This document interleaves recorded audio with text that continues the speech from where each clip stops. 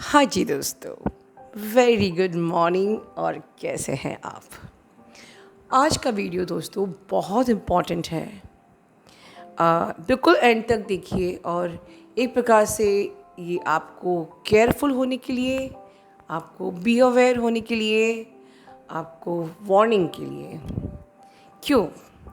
Because हमारी जो 16 को हमारा जो फुल मून है इस बार, this is going to be very strong and especially for the Scorpio.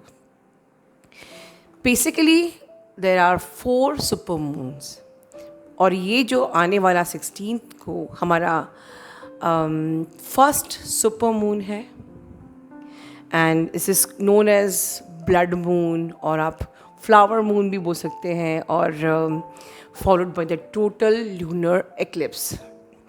तो इसका जो असर है दोस्तों, किसी किसी पे तो समझ लीजिए शुरू भी हो गया होगा, ठीक है। स्पेशली जो लोग इनर वर्क नहीं कर रहे हैं या those are Scorpios, basically it will affect too much on Scorpios.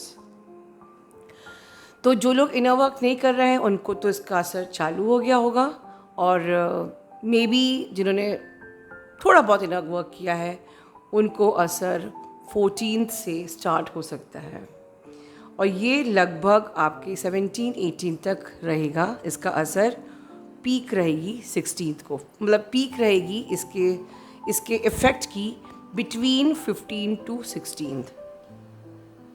और जिन्होंने बहुत अच्छा इनर वर्क किया है and they are not scorpions, हो सकता है उन्हें बहुत ही हल्का फुल्का इफेक्ट हो, ज़्यादा इफेक्ट ना हो।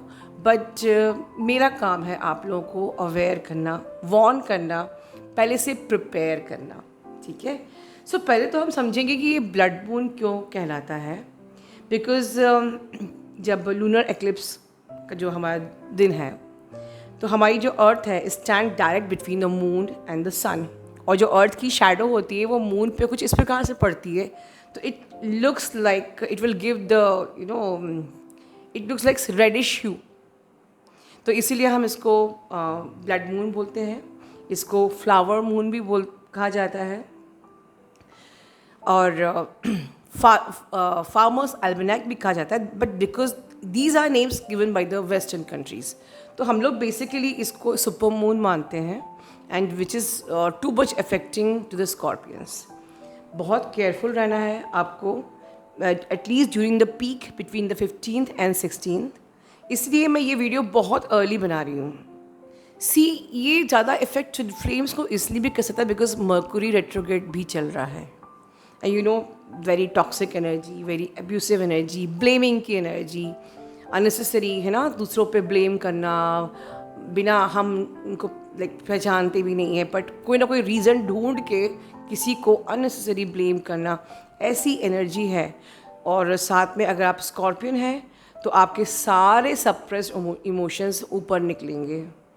बेसिकली इस एनर्जी में लोग आपको कम ट्रिगर करेंगे, आप लोगों को ज़्यादा ट्रिगर करोगे। स्पेशली मैं स्कॉर्पियंस के लिए बोल रही हूँ कि हो सकता है because scorpions are very emotional और बहुत ज़्यादा स्टबर्न भी होते हैं, और बहुत ज़्यादा एक्सपेक्टेशंस भी रखते हैं, बहुत हाईली उनकी एक्सपेक्टेशंस होती हैं सबसे, बहुत भावुक भी होते हैं, इमोशंस भी होते हैं, स्टबर्न भी होते हैं।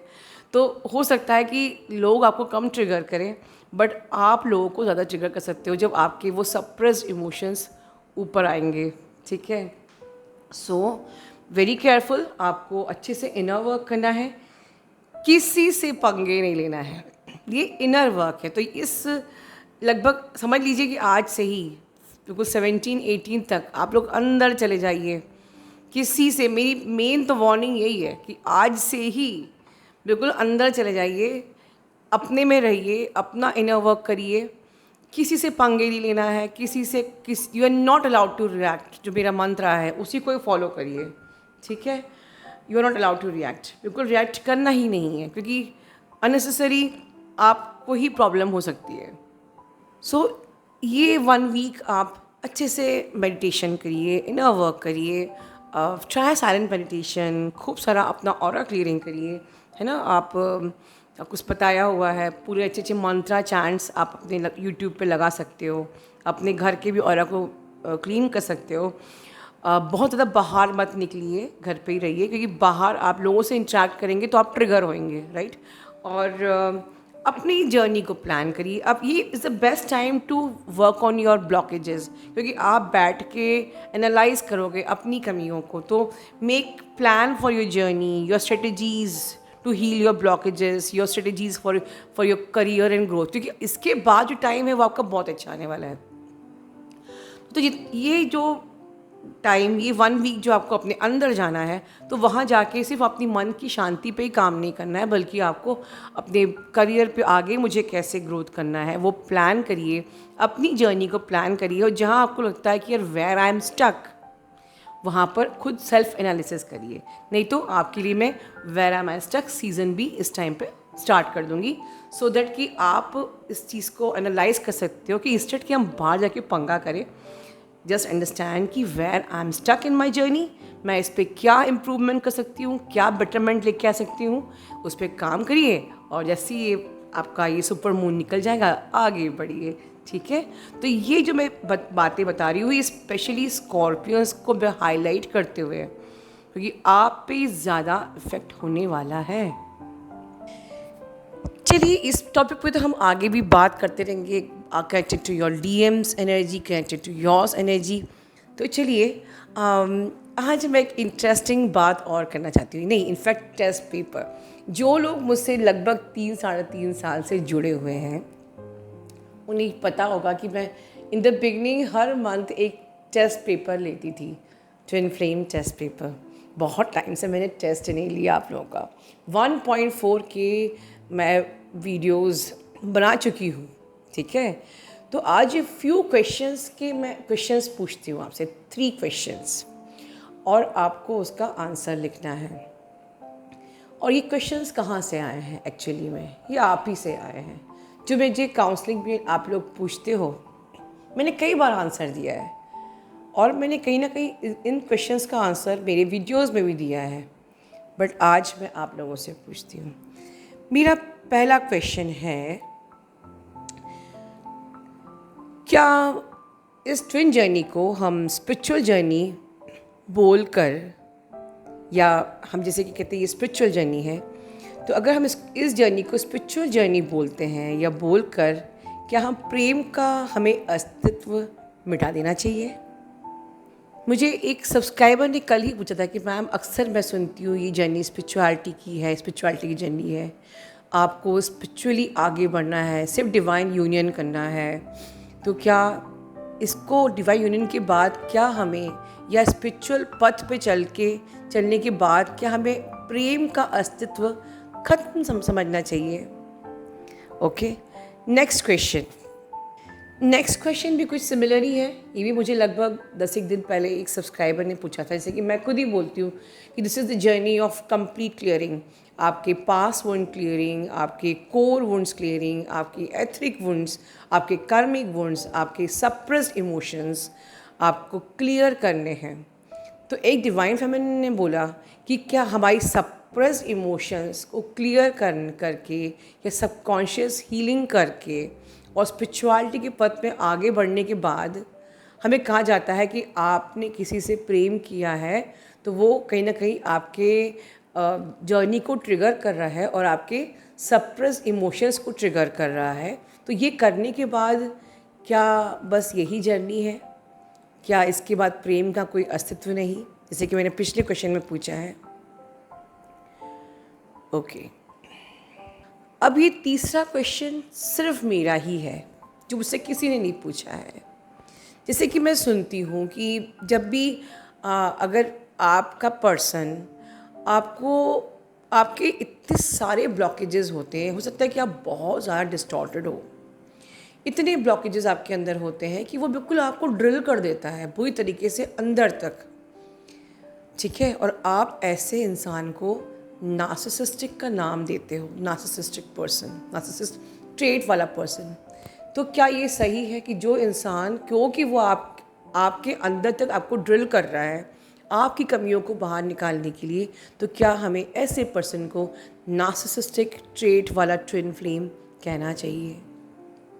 अब मैं ऑनेस्टली बोलूँगी कि ये तीनों क्वेश्चंस जो मैंने आपसे पूछे हैं, कहीं ना कहीं मुझे समझ में आ रहा है कम्युनिटी में जो एक भावना आप लोगों के अंदर बैठ रही है कि ये बस एक स्पिरिचुअल जर्नी है, बस भगवान को पाने की जर्नी है और उसके बाद प्यार व्यार से कोई मतलब नहीं।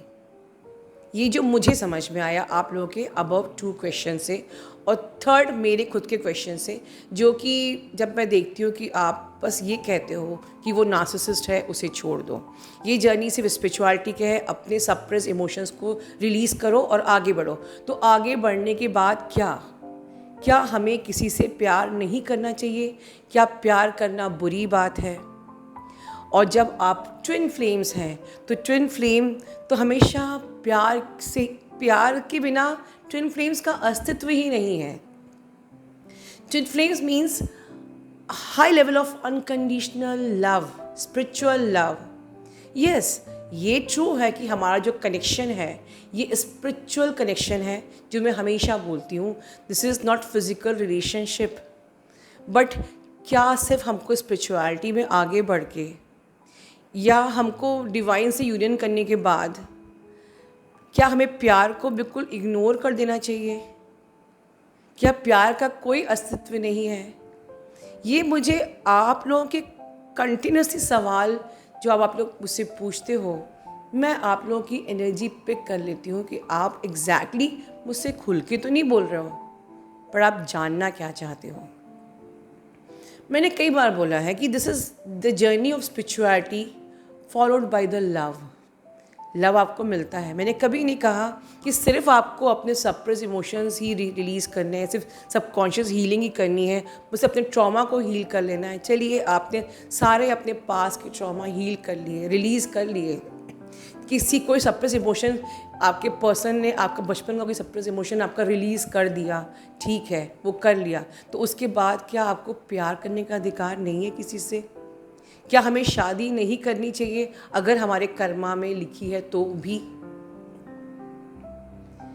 ये क्वेश्चन आप लोग मुझसे इनडायरेक्टली पूछते हो, क्योंकि मैं खुद ही बोलती हूँ, क्योंकि शादी इज़ कर्मा, तो आप लोग पूछते हो। तो आज मैं आप ही से जानना चाहती हूँ कि आप क्या सोचते हो। लिखिए नीचे, हर एक साइलेंट सब्सक्राइबर लिखिए।